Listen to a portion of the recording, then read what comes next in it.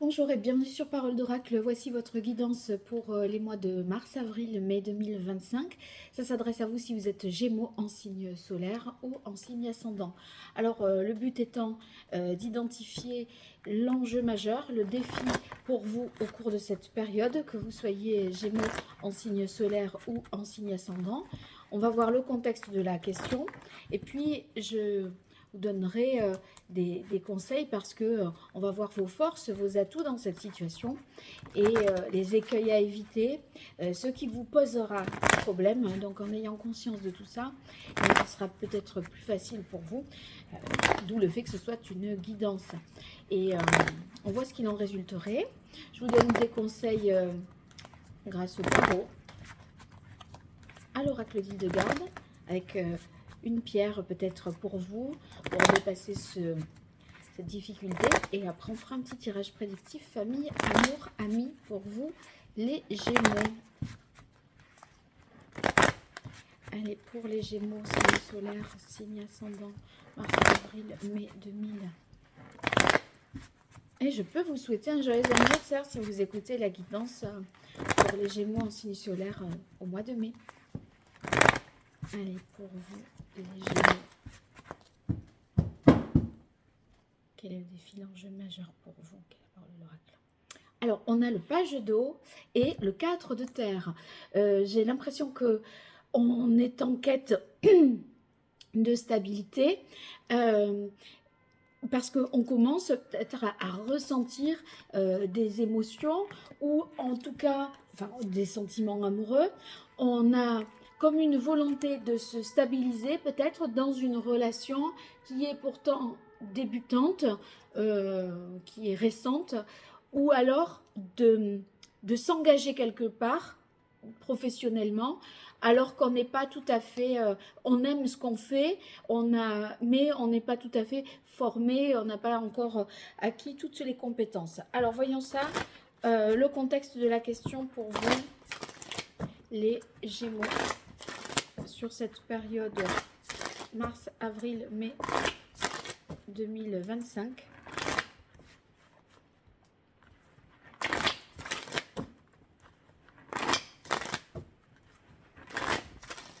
Gémeaux en signe solaire, en signe ascendant, quel est le contexte de ce défi, vos forces, vos atouts dans cette situation, vos difficultés pour constater et ce qu'il en résulterait pour vous, les Gémeaux.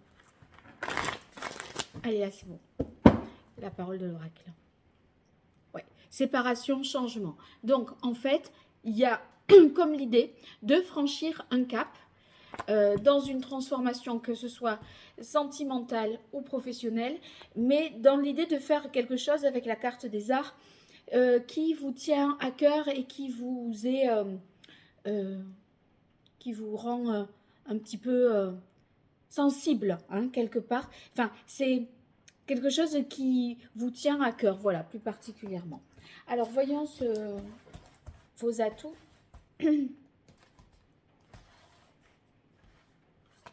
Vos forces, vos avantages, difficultés, les fragilités, les écueils à éviter, et ce qu'il en résulterait. Je fais la même chose avec l'oracle indigo que j'ai déjà utilisé pour la coupe. Vos forces, vos atouts, points forts, difficultés, fragilité, écueils à éviter, ce qu'il en résulterait. Alors, dans vos atouts, on a le chevalier d'eau. De toute façon, je pense que vous voyez, vous passez du page au cavalier. Donc, les sentiments vont aller en se développant. On ne va pas en rester au premier balbutiement, d'accord? Donc, ça va vous donner quand même un élan, un enthousiasme pour ancrer les choses dans le temps, dans la durée. Et c'est vrai que si ça devait être professionnel, en fait, vous allez, je pense, trouver les moyens de cet ancrage, de cette stabilité, de cette création concrète, alors que pour l'instant, c'est juste voilà, une idée quelque chose où vous vous dites, ouais, j'aimerais vraiment le faire, mais vous avez du mal à dire que ça va être concrétisable et possible, peut-être qu'il manque un peu les moyens de le faire. Alors, encore dans les émotions, puisqu'on a l'as de coupe. Euh, donc, si ce changement, cette transformation, elle est sentimentale, vous voyez, on est encore sur une nouveauté. Et il est possible que, euh, avec l'as d'eau, ce soit vraiment, parce que là on est sur un page et là sur un as, soit vraiment une nouvelle rencontre qui vous change des précédentes et qui peut transformer votre vie. Donc il y a quand même un enjeu fort.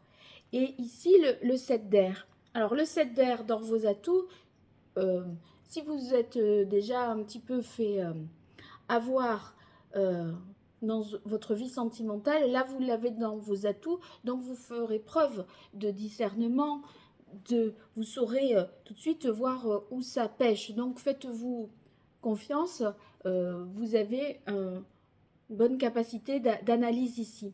Et quand je vous disais, c'est peut-être comme une personne vraiment différente, vous voyez, il y a la carte de l'œil céleste. C'est comme si tout ce que vous aviez vu jusque-là, mais ça n'aurait rien à voir avec le décor là, avec le genre le profil de la personne, rien à voir. Et on a envie en fait de repartir de zéro parce que c'est comme si c'était tout nouveau.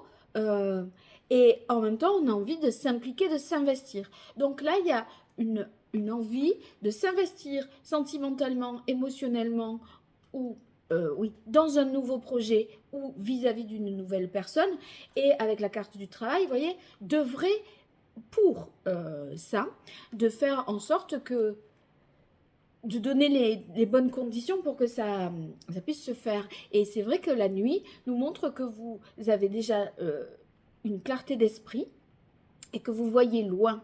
Et donc, c'est un petit peu comme si vous vous projetiez d'ores et déjà en ce printemps 2025 sur une période qui dépasse le printemps parce que vous allez essayer d'avoir une vision de votre vie transformée par ce nouveau projet qui vous tient à cœur ou cette nouvelle personne de laquelle vous ressentez vraiment chevalier d'eau et as d'eau, voilà, des émotions fortes et ça vous enthousiasme vraiment. En difficulté, le 10 de coupe. Alors, le 10 de coupe, il y a peut-être une famille autour de vous et on a peur que ce changement pour une autre personne, et si vous êtes déjà en couple et que vous comptez vous séparer, eh bien, on a peur que ça remette en question les bases familiales, etc. Et c'est un dilemme un peu compliqué pour vous parce que ce 2 de bâton montre qu'on a du mal à se projeter par rapport à la dimension familiale. Par rapport à soi, à ce qu'on ressent, c'est clair. On se dit oui, mais alors avec les enfants, la belle famille ou autre, il y a des choses qui rentrent selon vous en ligne de compte et qui sont freinantes. 9 d'air, vous avez peur, enfin ça pourrait devenir un peu obsédant et entêtant. Et si c'est vrai que si c'est pas sentimental, que c'est un changement de cap professionnel, ça remet peut-être en question une organisation familiale ou une dimension familiale. Et ça, c'est un peu le nœud, quoi. Alors, pour autant, c'est vrai qu'avec la carte de la quête dans les difficultés, vous n'avez pas envie de renoncer à cet idéal. Et là, en fait, ça vous questionne. Est-ce que cet idéal-là, qui doit passer par lâcher des choses pour atteindre autre chose de nouveau, cette quête, vous êtes prêt à la remettre en question pour des considérations qui sont ou familiales ou, avec la carte de l'abondance, matérielles. Comme si c'était ça qui limitait et qui rendait les choses compliquées. Et on voit que c'est compliqué pour vous. Je vous dis, vous avez le 9 d'air parce que vous vous attendez au pire quelque part. Et en attendant, là, on est un peu sur le carreau. Vous voyez, avec la carte du passage, c'est pas facile. Il y a quelque chose à lâcher pour vivre autre chose de plus significatif, que ce soit dans le pro ou le sentimental. Qu'est-ce qu'il en résulte? Bon, eh bien, on a le roi de terre et le Touareg. Et c'est marrant parce que c'est deux énergies complètement différentes. C'est-à-dire que le roi de terre, c'est le plus haut dans la hiérarchie des figurants, donc il a une stabilité, un ancrage, une assise. C'est quelqu'un de responsable qui ne prend pas des décisions à la légère. Et à côté de ça, le Touareg, ben, c'est un Touareg. Donc, c'est un nomade. Il n'y a pas d'ancrage. Voilà, il reste pas sur une même position. Le roi de terre, oui. Et je pense que vous allez un peu scinder les choses et quelque part vous dédoubler. C'est-à-dire que ça sera, vous allez vous consacrer à votre travail à fond et ça sera votre travail, vous n'en parlerez pas à la famille ou dans votre vie sentimentale, c'est que ça. Voilà, ça. Et quand vous êtes au travail, vous ne pensez plus du tout à votre vie sentimentale. Ou alors, c'est si vous rencontrez quelqu'un, eh bien, c'est un peu comme si vous acceptiez cette nouvelle relation, mais pas que ça transforme votre vie. Donc, les enfants ne sauront rien, la famille ne saura rien. Il y a un côté, il y a deux pans de votre personnalité, il y a comme une dissociation. Alors, on va voir ce que nous conseille le tarot par rapport à tout ça.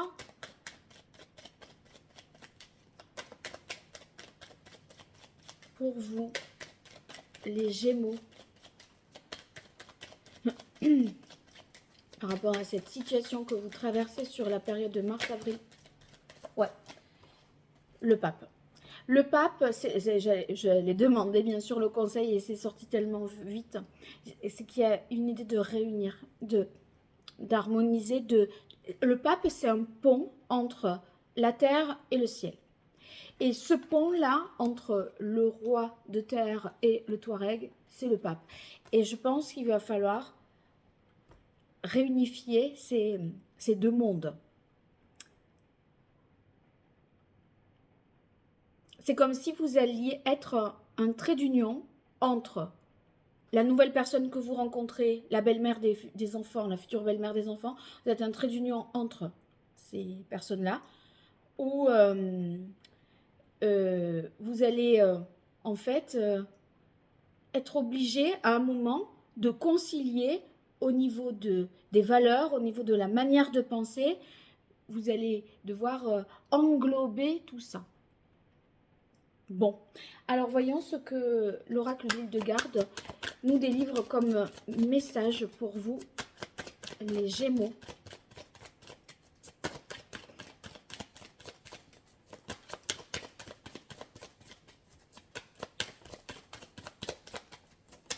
Mars, avril, mai 2025 pour les Gémeaux en signe solaire, en signe ascendant. Quel est le message? Voilà. Alors, c'est la carte 15.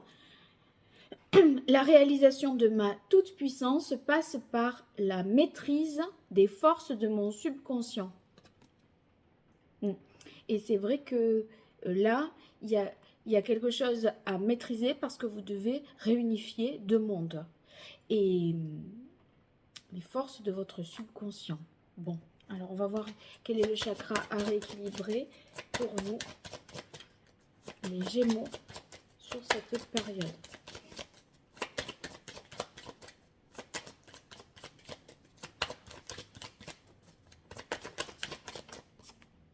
Le chakra sacré. En fait, je vais vous donner une pierre par rapport à un conseil de pierre par rapport à ça, mais si vous voulez, là, en étant dissocié, en scindant les choses, vous ne profitez pas pleinement des plaisirs partagés, des plaisirs de la vie. Donc, il y a quand même des blocages émotionnels et on vous demande de lâcher prise et de vous abandonner, en fait, quelque part, pour mieux ressentir les choses. Donc, il ne faut pas déconnecter, en fait, de votre propre plaisir. C'est un peu ça. Alors, quel est le conseil pour vous? Sachant ces cartes-là que vous avez eues, je jette un coup d'œil. Ouais, alors c'est le zircon orange, voilà. Il n'y a qu'une pierre, c'est zircon orange pour que cette transformation s'opère dans les meilleures conditions. Alors on va voir maintenant famille, amour, amis. Je vais tirer une carte dans chaque domaine et là on est plutôt dans la partie prédictive. Pour vous les Gémeaux.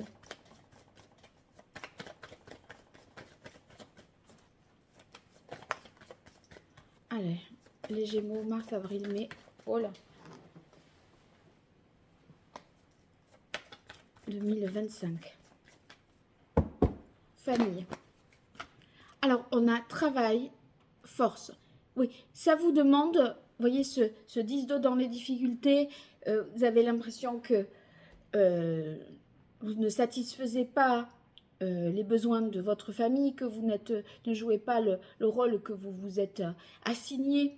Et on a l'impression que vous faites des efforts pour compenser certains manquements que vous, enfin, choses que vous qualifiez comme étant des manquements pour vous. Amour, les Gémeaux. Obstacles, épreuves.